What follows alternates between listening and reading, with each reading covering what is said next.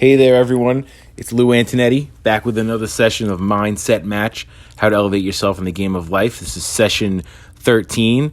This will be posted in the Sachem library around mid-June, and this will be our last session for this school year, and hopefully we'll resume in-person seminars in the fall, hopefully in October, and we'll have a set date which we'll get out to you. But please enjoy this last session where we're going to talk about being grateful, having a sense of urgency to get things accomplished in life, how to possess grit and work through adversity in life, how to face your fears, how to manage everything that we have going on nowadays, and how to simplify things, and the importance of connections in life, and how to make those and sustain those, and how to remove your ego to make those connections truly worthwhile. So please sit back, enjoy session 13 of Mindset Match. Thank you again for tuning in.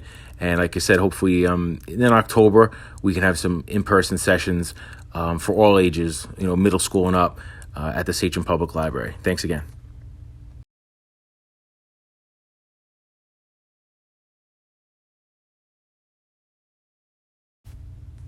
There's an ancient Persian saying that says, "I wept because I had no shoes until I saw a man who had no feet."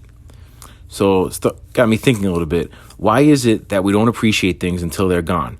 When you lose something or somebody that you love and cherish, you learn very quickly to appreciate what you had previously. How great life would be if we woke up each day and acknowledged what we have before our day begins. Having this conversation with yourself may be the most worthwhile one you have all day. Next time you feel stressed, think of all the things or people that you are thankful for in your life. It is impossible to be stressed and grateful at the same time. Don't realize what you had after it is taken away. Recognize what you have so that your energy will be focused on the important things in life. It's funny how we approach each workday as a routine and something ordinary. What we need to do is be thankful for our health and the fact that we can see and hear, be thankful for our friends, family, for being able to do something simply as walking, and our home. So next time you have car trouble, be thankful you have enough money to own a car.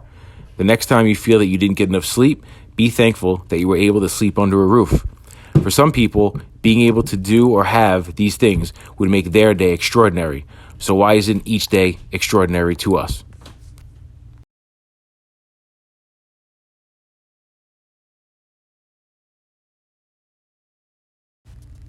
Having a sense of urgency doesn't mean to run around being panicked, but it means to have some form of motivation to get things done and to get them done efficiently. There's a quote that says, "Everyone should have a sense of urgency. It is getting a lot done in a short period of time in a calm, confident manner." Now, there's a huge difference between people who have a sense of urgency and those who do not. When you need to get something done for yourself or for colleagues or your friends or family, ask yourself if you're being as proactive as you can be. The common denominator in all of your life's issues is you. If things continually seem to be problematic, you need to stop blaming others and look at how you can change your approach to certain situations. Having urgency doesn't mean you need to show panic or that you need to run around being busy. Urgency is a focus and a desire to get something done to the best of your ability. Just because somebody is exhibiting a calm demeanor doesn't dismiss the fact that they may be stressed. As educators, leaders, and parents, we should always remain calm, be strong, and know that whatever stress or franticness we are exuding will become contagious. So sometimes we need to ask, why do I always experience stress with this? Or why do I always have a problem with that? It's important to recognize what triggers you and to calm yourself down and find ways to manage that stress and adversity.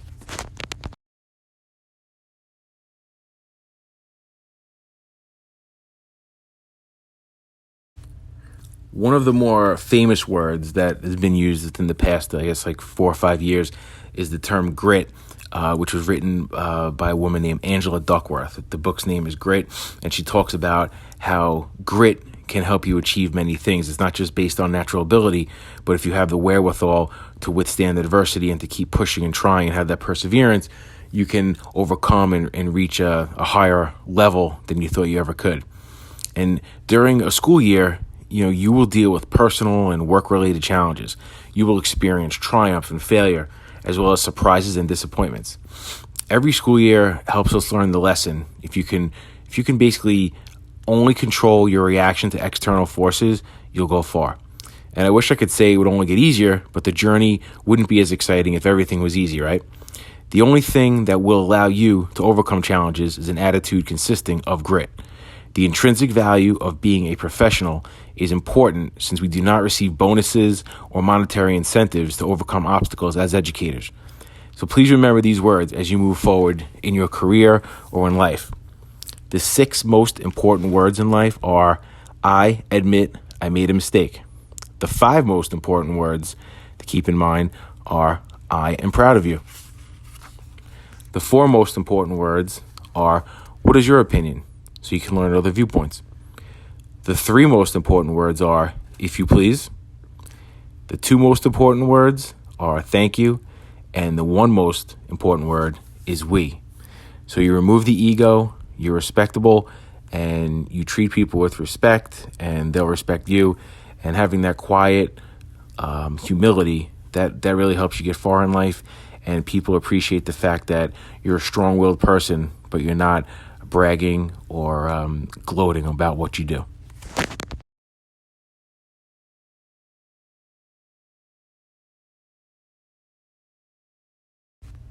Fear is something that many of us avoid. We don't like the feeling, but it's also something that helps us realize sometimes what we need to do and what we need to go towards. Usually the thing that you fear most or the thing that's giving you anxiety is the one thing you need to kind of attack and go after and focus on that. And that will help you acknowledge it, experience it, know that it's real, and kind of eliminate that anticipation wall that you have that having to face it prior to. So there's a quote that says, what you are afraid to do is a clear indicator of the next thing that you need to do. So that just references, again, going towards your fear. And this should be the theme every year in our classrooms and schools so that we may grow and learn more about ourselves. Let's step out of comfort zones and bust through those anticipation walls. When we think or anticipate too much, we tend to freeze up and not allow something to take place when it was intended to. Avoidance sometimes means that we are afraid to find out if we are weak in a particular area. Let us and our students put egos aside and trust in the environment in which we are a part of each day.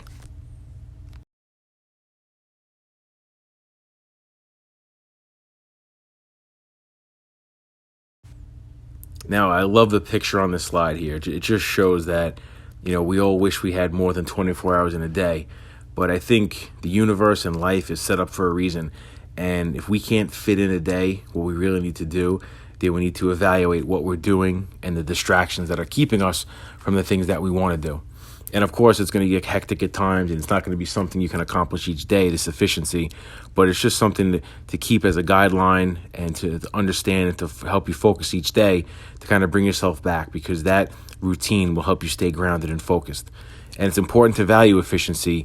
There's a quote by Carolyn Donnelly that basically says, some can't distinguish between being busy and being productive. People can be human windmills flailing at work, but actually accomplishing little. And that's important, to value what you're doing and asking yourself, is what I'm doing right now necessary in my life? So take into account how many tasks you are responsible for each day at home, at school, and at work. It's important to focus your energy in order to maximize your time doing the things that you love. For everyone, the things we love differ from person to person, but remember to not allow the little things to distract you from what you value in life. If your busy tendencies take time away from what you want to be doing, you need to reevaluate your approach to things that may seem important. Remember to work smarter, not harder, and to focus on the true, real things in life and not the material things that people think if they obtain, they'll be happier then.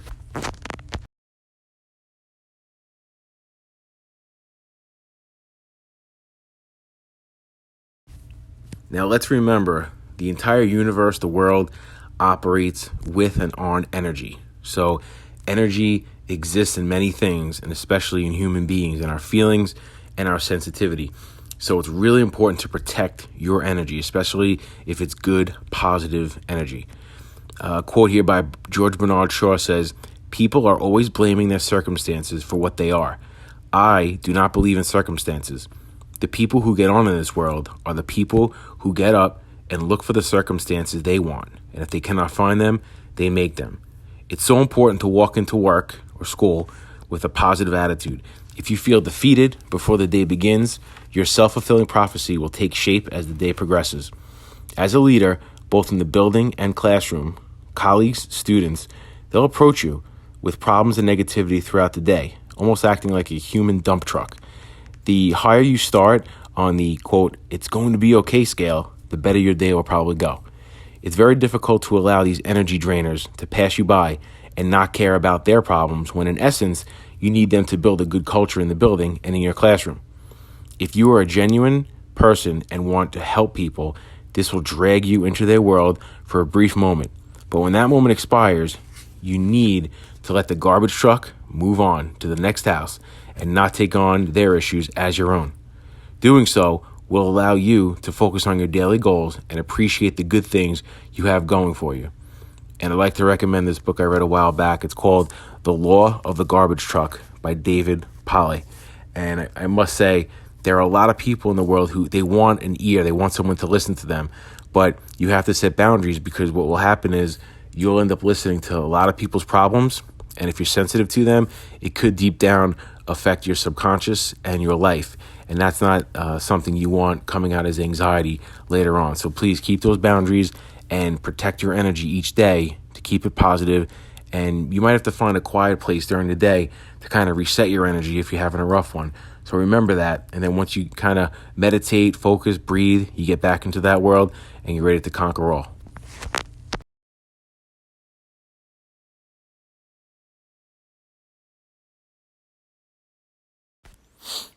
Ego is a small word, but it can rule your entire large life. I'm sure you've heard this quote before. An ego trip is something that never gets you anywhere.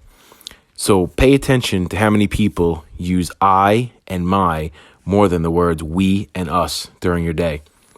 This self-centered way of thinking inhibits so much progress in our daily interactions.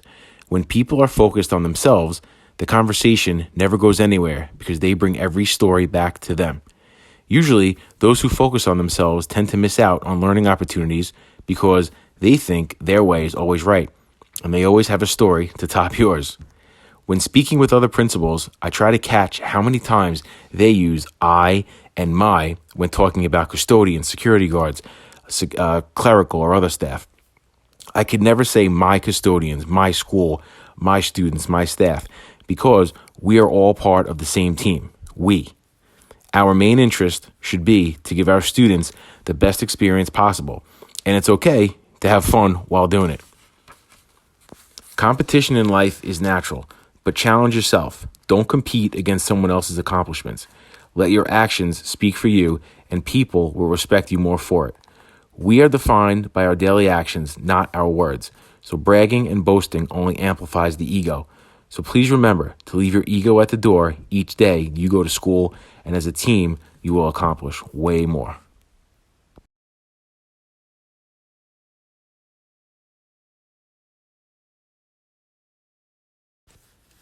President George Bush once said, "We all have something to give, so if you know how to read, find someone who can't. If you have a hammer, find a nail. If you're not hungry, not lonely, not in trouble, well, maybe seek out someone who is to help them."